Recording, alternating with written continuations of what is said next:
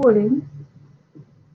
Okay, so of course money has value, and in order to get the different value translate between different time points, we can either compound it from present value to future value, or we can discount it from future value to present value.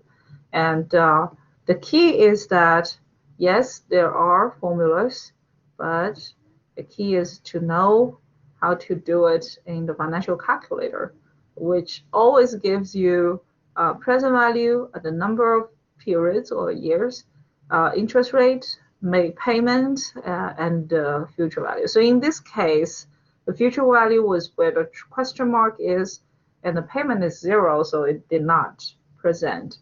So you put in all these money and then compute future value. So when you actually put it in the calculator will look a little bit weird. Sometimes gives you a negative sign here and there, just to accommodate its general idea that you will have cash inflow or you will have cash outflow, right? So the cash inflow and outflow, the direction is the most important, and that is represented by the positive sign and negative sign. So, and then if you change the frequency, then of course you need to multiply the number of periods by the number of years by the frequency.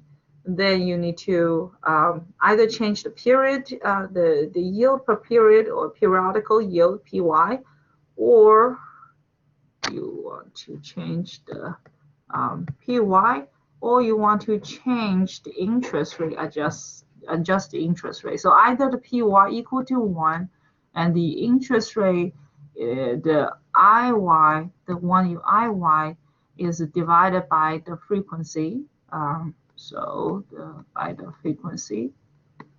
Or alternatively, let me find my pen. Okay. Alternatively, you could have PY is equal to whatever frequency it is. Oh, it's not a good idea to write over there. So PY is equal to the frequency, but you have IY remains the same. Okay, so this, either way, you do either this way or do this way, both ways, it should give you the same answer. Reminder of that. Okay, so this is the future value or the compounding formula in which M is the frequency, N is the number of years. And then you go from present value by multiplying this, what we call the multiplier. Okay, yeah, think about that. Okay, that's pretty much the future value, and present value is similar. You go from the future value to the present value, right? And remember that now the question mark is in the present value place. So when you compute the present value, then you're going to give it future value. And again, you're going to see maybe a negative sign where you see it. Okay, annuity. Annuity is important. Why is that? Because annuity is pretty much the cash flow structure of all these amortized loans. So we're talking about the amortized loans. We're talking about equal payments every single year, every single month, right? So for the mortgages, then these annuities, they are going to, you're going to have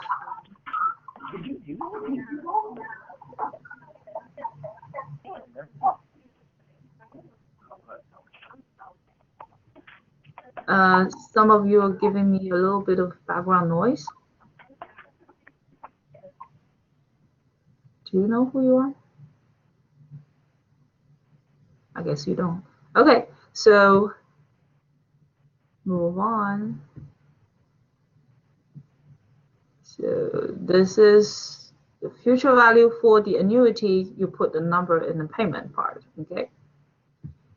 And that's pretty much it. And then you have annuity due, you have annuity ordinary, and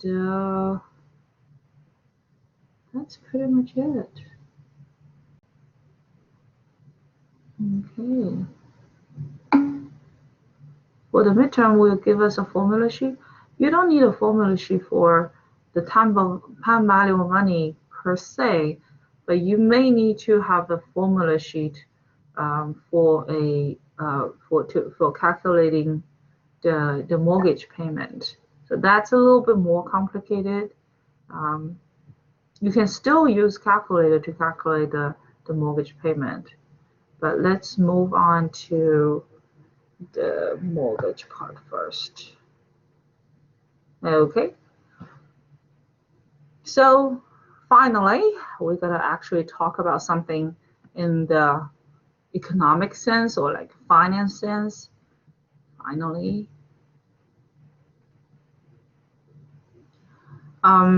We just talk about all these rules and things and concepts. Then we are going to look at the real underlying factor of the mortgage. Of course, the number one, for those of you who know fixed income, which mortgage is also a part of fixed income, it will be the interest rate, right? So the number one factor that affects the fixed income value is interest rate. So the factor that's the components of the interest rate is mostly, first of all, real rate of interest for risk-free part. This is what we are talking about, the real risk-free rate. And then we have inflation on top of that. And then what else? Then we're going to start talking about all sorts of different risks. Well, you might have the question that whenever we're talking about component of interest rates, we're talking about component of the rate. And all of a sudden, the topic just switched to risks. Why?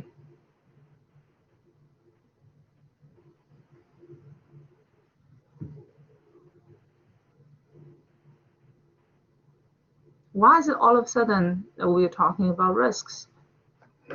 So we were talking about rates, then we talk about inflation rate. Yeah, that's a rate. We talk about risk-free rate. Yeah, that's a rate. But wait a second, what is this? Interest rate risk, default risk, prepayment risk, liquidity risk, legislative risk. Why is it all of a sudden talking all about risk?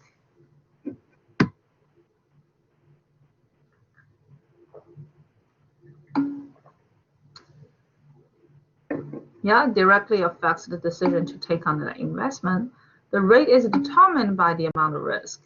That is exactly what we are talking about here. Okay, so whenever we talk about the rates, we have one term that goes after these risks. It's called the risk premium. What is the risk premium? Well, the amount of additional return that you have to demand in order for you to take on this risk. That makes sense. The amount of the compensation that you demand in order for you to take on this risk. Okay. So yeah, more of a risk you are, the higher the interest rate will be. Yes, and that's exactly why. It's not because people are really willing to offer you higher interest rate. However, it's the ones who are going to take on the interest rate, they will demand a higher one if there is more risk. So who are going to take on the interest rate? Who is paying the interest rate? Who is getting the interest rate? If we're talking about trading the rates.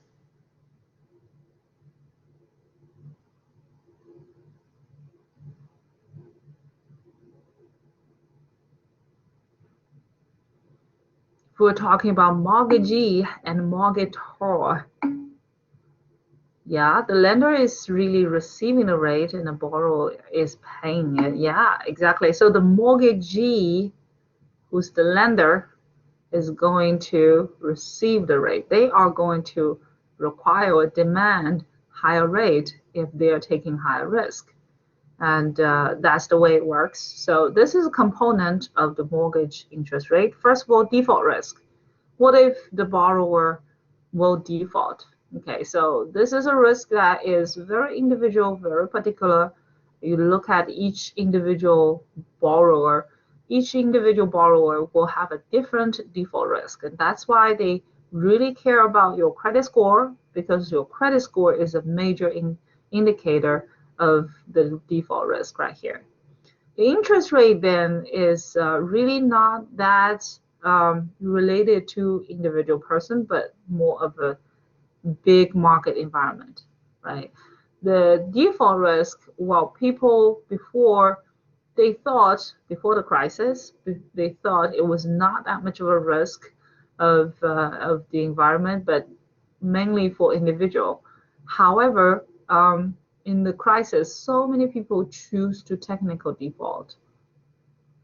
Why is that? Well, when the environment, the economic environment is allowing that to happen or really encouraging that to happen, it will happen. So in a sense, what used to be an individual risk before, now there are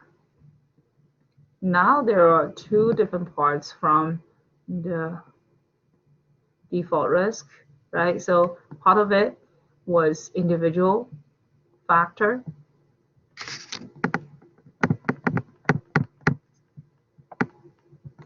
and part of it is going to be the market factor, the overall market factor.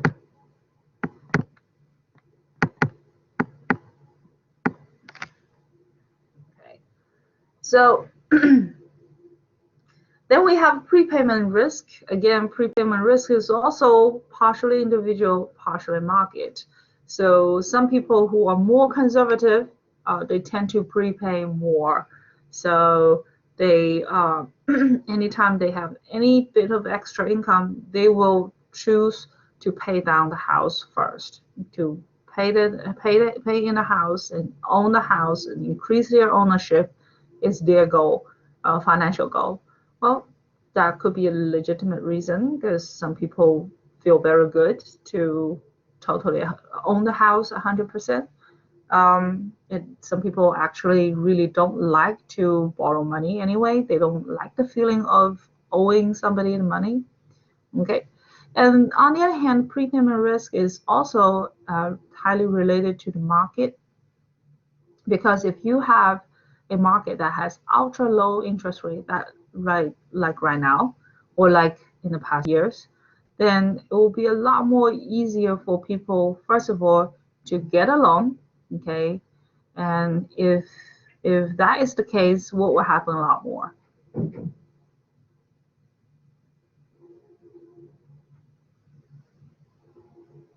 If the mortgages are easy to get, easily available, what will happen? Higher prepayments. Why is higher prepayments?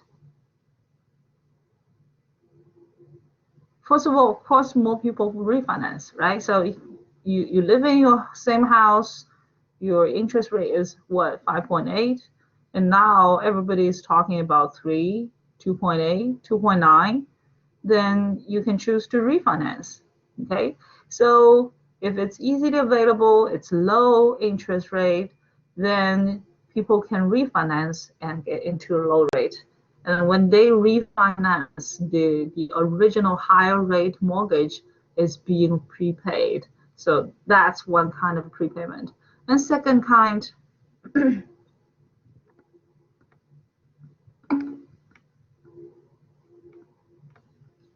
to account for the future potential of default, I don't quite understand your point.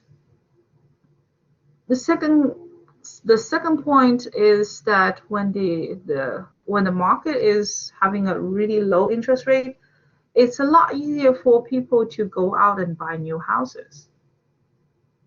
Think about it, right? So if you are originally, if you can afford, say, originally a house of 200 grand, okay, now because the interest rate is so low, with the same interest payment, with the same mortgage payment, you could be afford, you could be afford a much higher total loan amount.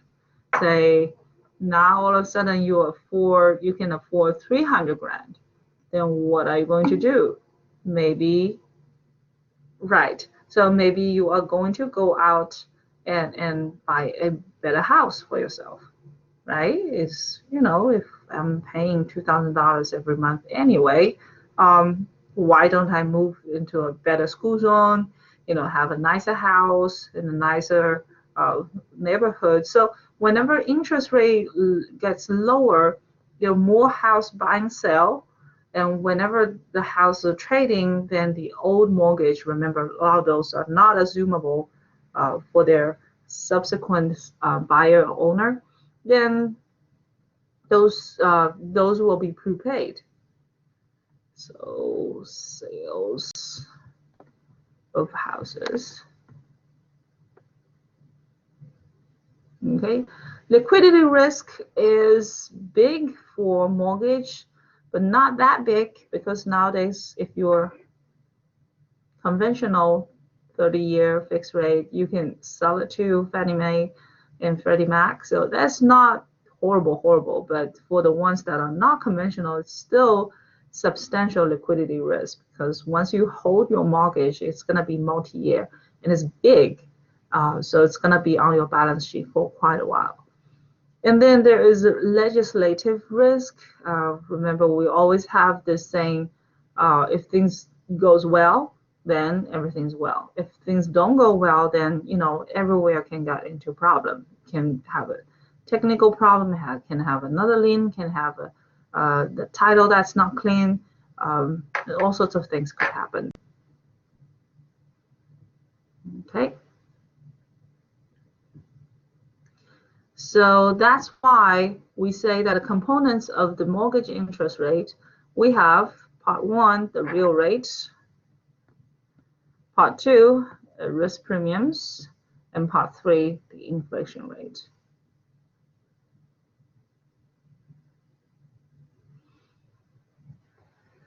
Okay, and if you want to properly specify a mortgage loan, of course, you need to talk about the loan amount. You need to talk about the maturity date and the interest rate, nominal or real. You need to talk about periodical payments. How are you going to pay back? Okay, and you need to talk about effective annual rate of interest. Okay, so what is effective? Well, usually we talk about interest rates in the annual rate. Remember, we talk about APR, right? So APR, annual percentage rate. Now, whenever we're calculating our monthly payment, we need to calculate its equivalent or effective monthly rate into monthly. And for that, we will need to calculate the equivalent or effective annual rate of interest coming back to monthly or coming back to semi-annual, whatever frequency it is. Okay. Most of the mortgages that we're talking about are constant payment mortgages, the CPM. Okay, so it just means that all these payments are the same. Every single month, you're sending the same payments. Easy peasy.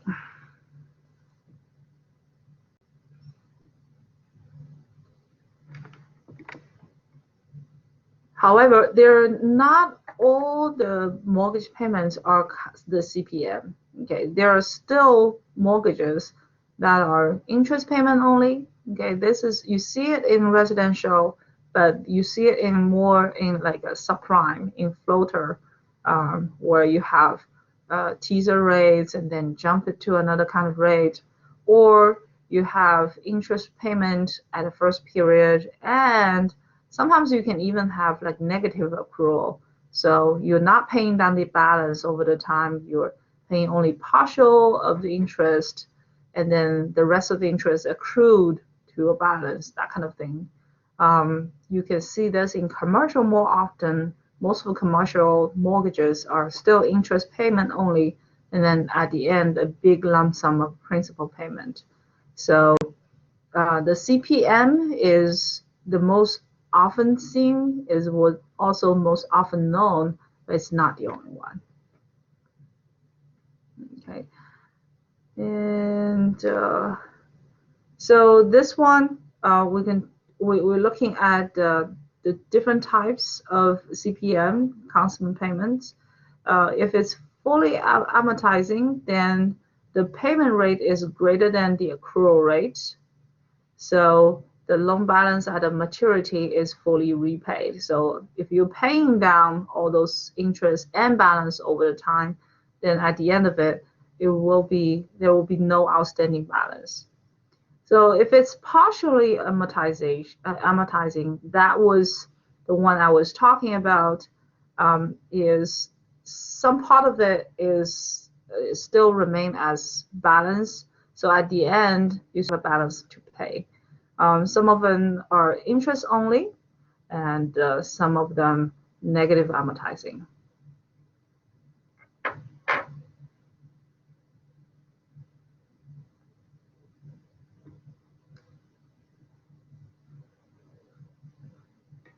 Okay, example, calculating the payments of a CPM. Wait, when was the last time I took a break?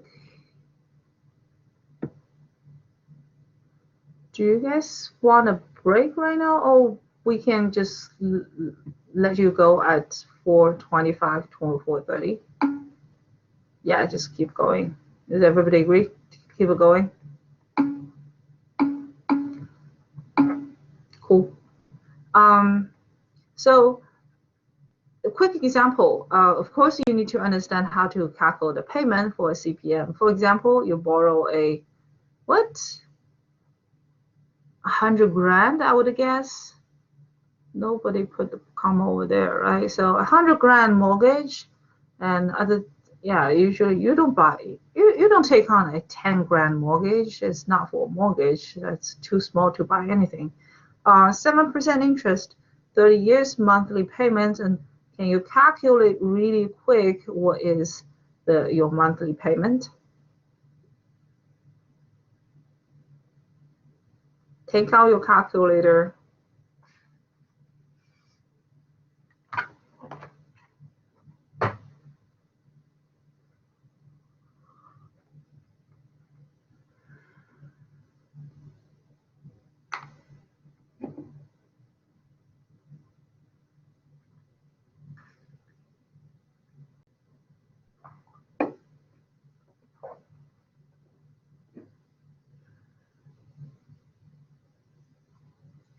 So on your calculator, you have NIYPV, payment, and future value. Now, what is the question mark? We want the monthly payment, right? So this is the question mark. Okay, what is the future value? Future value is the end of the horizon lump sum that you have to pay. So at the end of this particular one, if we are talking about a CPM, fully amortization, so at the end of it, it should be zero. Very good. Now, the present value of it is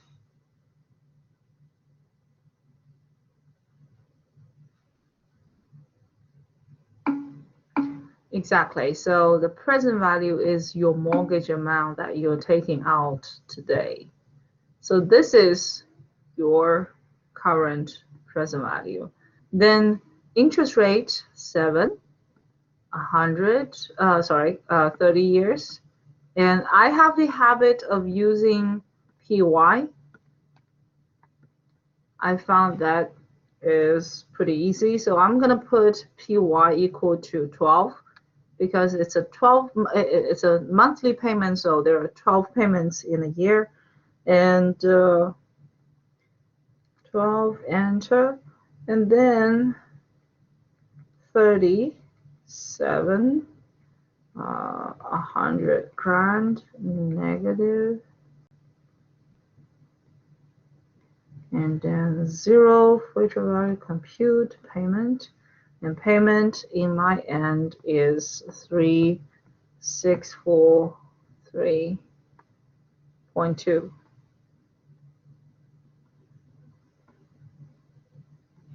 Do you guys get the same numbers?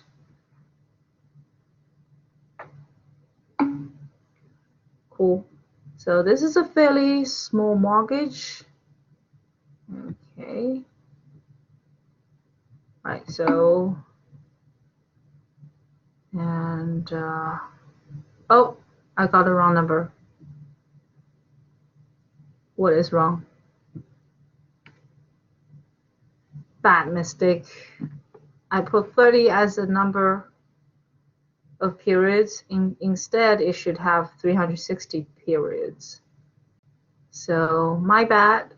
Should really put PY equal to 12 and immediately change N equal to 360. IY is 7. Again, FV is 0. The present value is negative 100 grand. And payment is the question mark. So that's my bad. Yep, 665.30. Okay.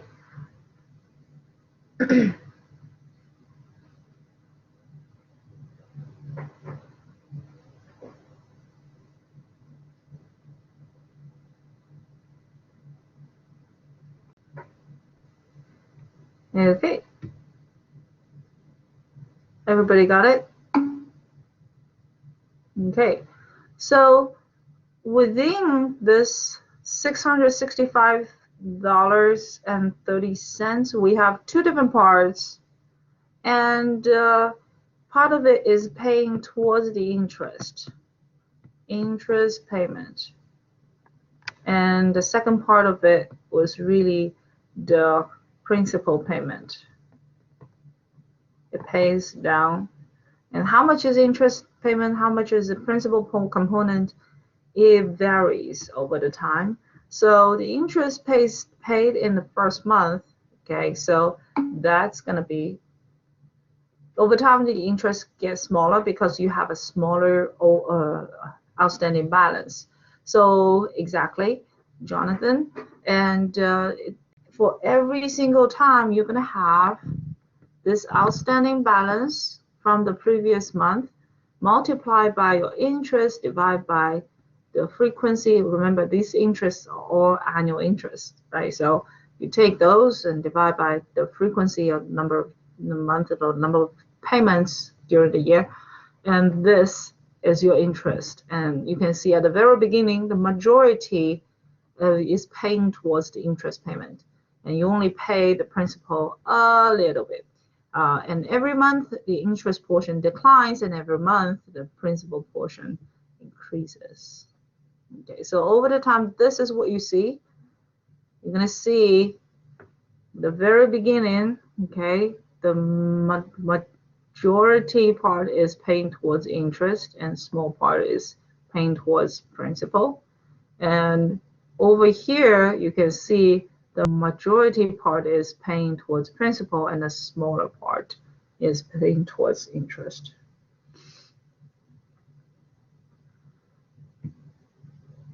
Okay. Oh, sorry. And on the right-hand side, this is the monthly interest principal decomposition. On the right-hand side, in panel B, you look at outstanding loan balance, although the two shapes looks exact the same, but on the y-axis, you see much bigger numbers, right? So this one is basically how much you owe, And of course, it is highly related to how much of a principal you are able to pay down in each month. So at the very beginning, since you are not merely, you're barely paying down any principal, so it remains high until you really start to pick up the speed and put a lot more into the principal. And the more principal you're paying down, the smaller the outstanding balance. The smaller the outstanding balance, the smaller the interest component. The smaller the interest component, the more of a principal payment you will be able to pay down in the next period. So it just accelerates and boom. Okay. Relationship between monthly mortgage payments and the maturity payments. Oh, is this why they suggest making 13 payments a year? Who suggests that?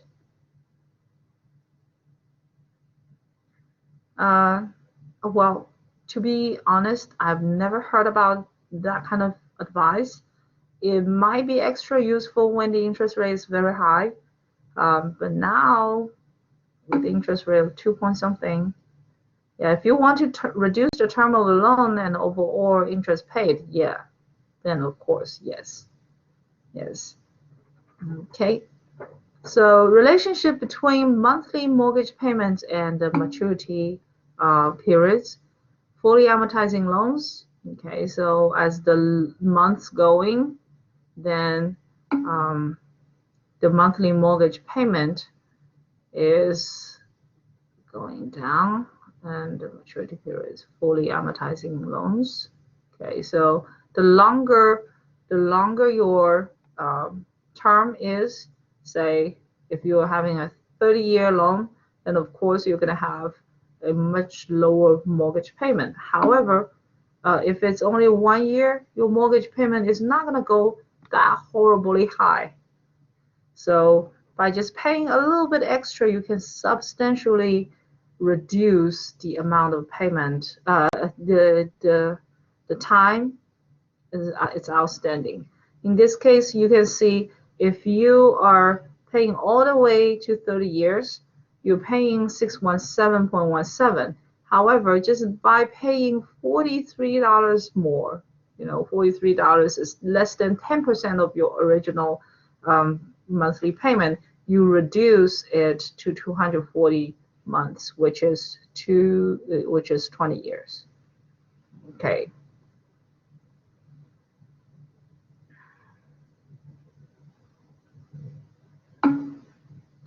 Well, there's a separate discussion going on.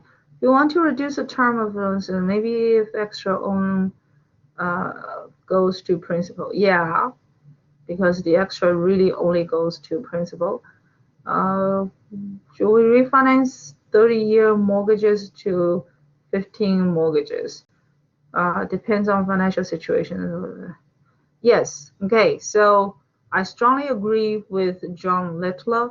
It really depends on, first of all, the interest rate environment. Okay, so if you have a loan mortgage that's sticking on your balance sheet and that is APR of 2.8, and you are going to prepay it early and try to shorten the loan, then you might want to think twice, because 2.8 is about is pretty much about the same as inflation.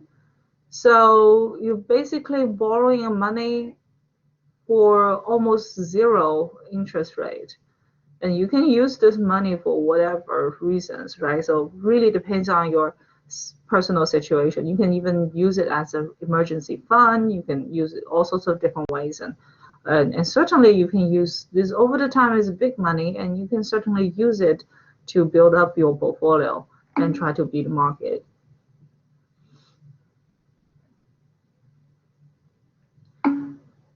Yeah.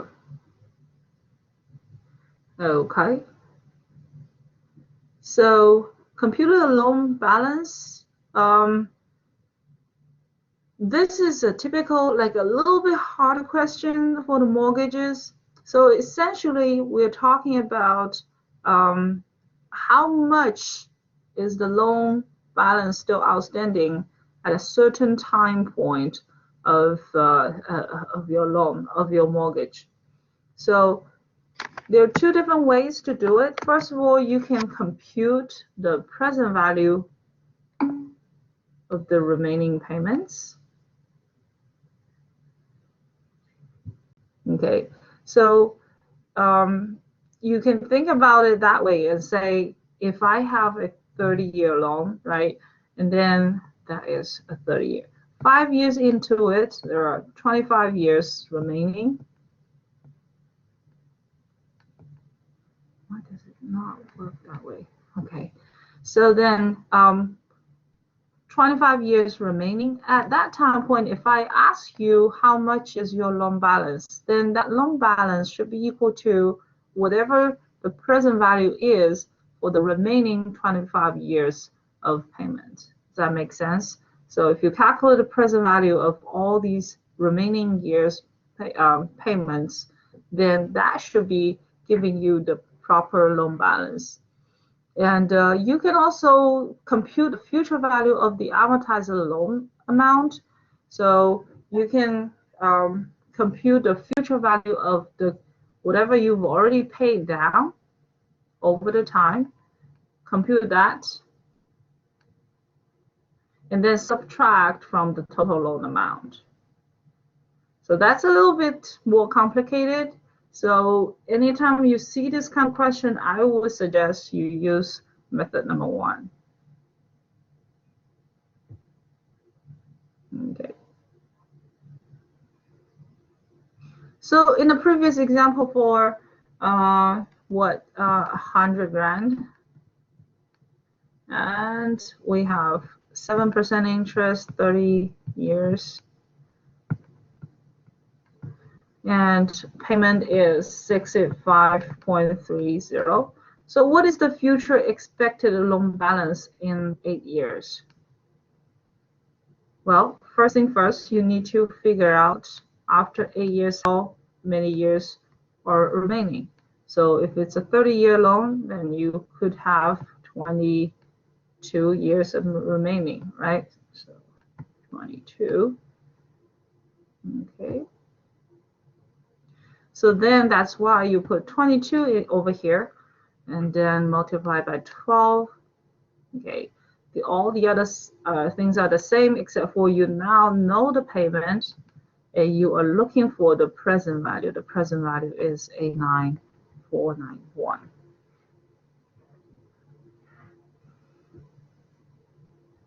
Okay.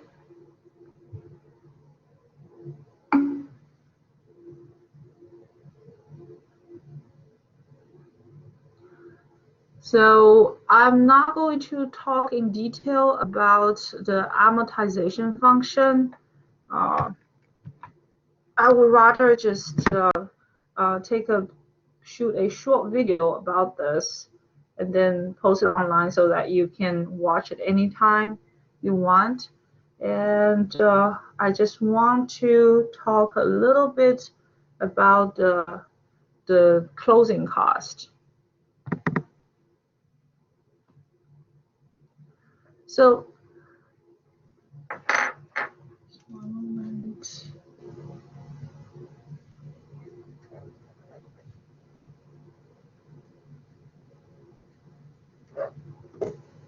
Okay.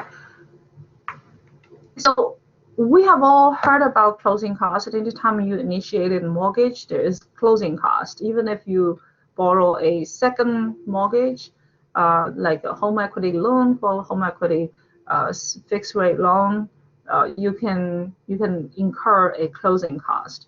And we talked about some of it. We talked about the cost of a title search in a title assurance process, and there's of course the fee to pay to either party of the agent, the real estate agent, the listing agent, and the buyer's agent. There's the origination things. So it could be including the loan origination fees. Okay, so these includes whatever processes that are going. Some banks waive it, some banks don't. So each time we're talking about those, it will be a different story, like individuals kind of story. And there will be, in some cases, you're allowed to buy the points. Okay, so this is, you pay the points, you pay extra points, you are going to you are going to get lower interest rates. So that's a trade-off. Okay, so 1 point is basically 1% of the loan amount. And why do people want to offer you this contract? Well, really, it is making these borrowers to self-report through this process how long they intend to hold on to this mortgage. So think about it. If you're borrowing this mortgage and you want to hold on to it for like 30 years, and you would rather have a lower interest rate. In that sense, you're willing to pay a little bit extra upfront in order to lower the interest rate. Does that make sense? Because you're going to be hold on to the interest rate for so long. On the other hand, if somebody come in and say, hey, in my heart, I want to pay it down in 5 years, then it would not make sense for him to pay extra points, and you would just keep the initial cost as low as possible, and then because the higher interest rate would not affect him as long. So it really is a self-reporting process. Okay. Why is that? First of all, a lot of times the mortgage rates are sticky. Um, even if you are you're willing to change a little bit, a lot of times things don't change as fast as you can. So think about Bank of America. For individual loans, they are already seeing things doing differently, like more sales coming in, more people demanding the credit. They might want to change the credit mortgage rate, but it's not as easy a process. As a whole bank, they have to move as a whole. So all these things take time to happen. So within the system, you have the points, you can have the flexibility in order to adjust it a little bit and say, hey, you know what, I know you appreciate a higher interest rate but lower down payment. Why don't we do it that way? Okay, additional flexibility. It's a way to price in the risk of the borrower. Exactly what I was talking about, so that the bank actually know how long you intend to take on to keep the loan open, or alternatively, how big a chance or how possible, how probable are you going to prepay for the loan?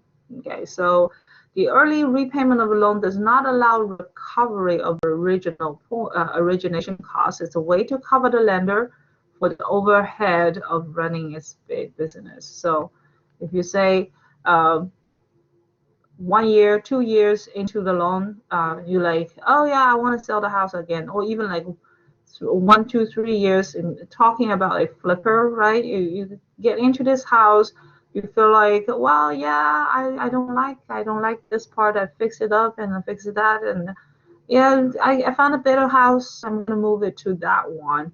So for the lender, it will be a big disaster because they incur all these costs, all these clerks to collect the documents and do like go negotiate with the underwriter and things like verify this, and do a title search and all that. And then your 30-year loan or mortgage was prepaid in like 2 years. So for them, it's all those costs put in there to initiate an investment. And if you pay a little extra points, then it will not be wasted. So,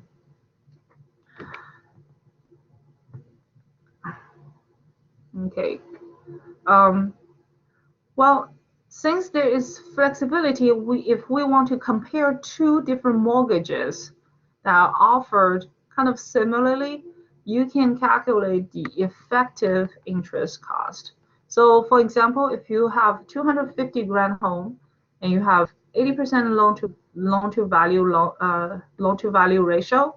So if that is the case, what is the loan amount? Immediately, 250 grand times 80% is, yeah, exactly 200 grand. Okay, interest rate 8%, and this person paid down 4 points, okay, in 30 years. So basically, if you look at the points as one part of the interest he's paying, just instead of paying on the outstanding balance every single month, you're just paying upfront as a lump sum. It's also an interest, right? You pay to in order to afford a loan. So then you would compute the payment using the fast face value. So 200 grand, 360, I equal to 8, and the payment is 1467.53. Okay. But with points paid up front, the borrower actually receives less than the face value. So think about it this way. Since you got 200, you did not pay it out of pocket, you just subtracted from your loan amount. So instead of getting 200 grand upfront, you are getting 192 grand. This is the points you are paying.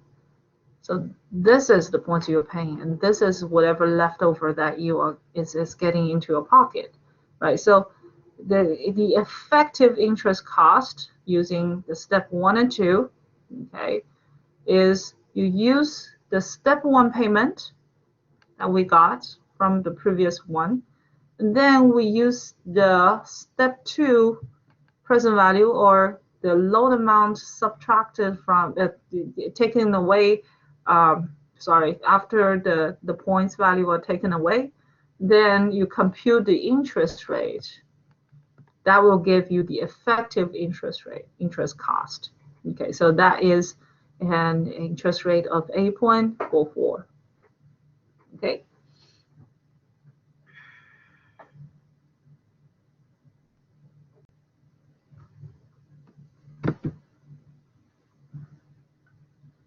So what if we count all these loans what if the effective cost, if we think this loan is prepaid after 8 years?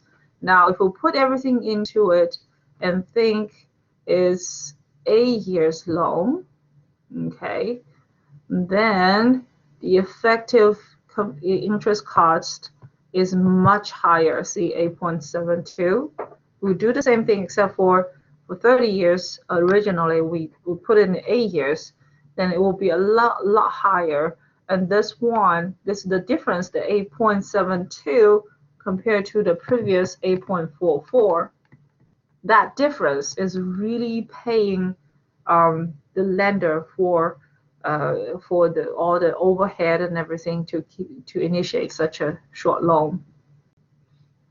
Okay. Choosing Lending Act and the annual percentage rate, I will leave it for next time. We're getting a little bit late in pricing on FRMs. Next time we start by talking about ARM, adjusted rate mortgages. Okay, and then we are going to talk about, what was it?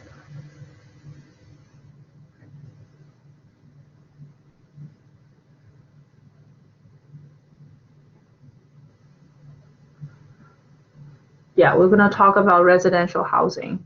And then we have one guest speaker for residential broker, is a residential brokerage firm, and running pretty successful.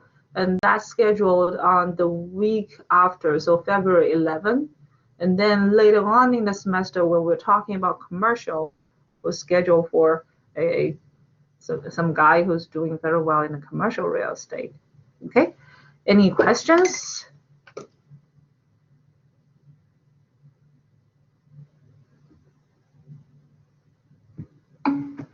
Okay, not here. I will put out a assignment set within this week, and it will be due around the midterm time. So you can start on it, but it might cover other things that we're going to learn later, so you don't have to finish it immediately. Okay. See you next time, and Happy New Year. Happy New Year. Can another classmate answer this for me? Watch out my handout. We went over. I do have the answer. Okay, so let's see. We have for 15 it's A.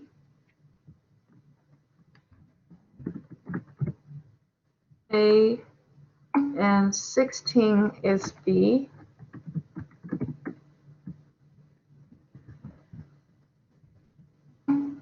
And then 17 is D, 18 is C, 19 is C, 20 is A, and A and C, yes. Okay, 18 is C, yes.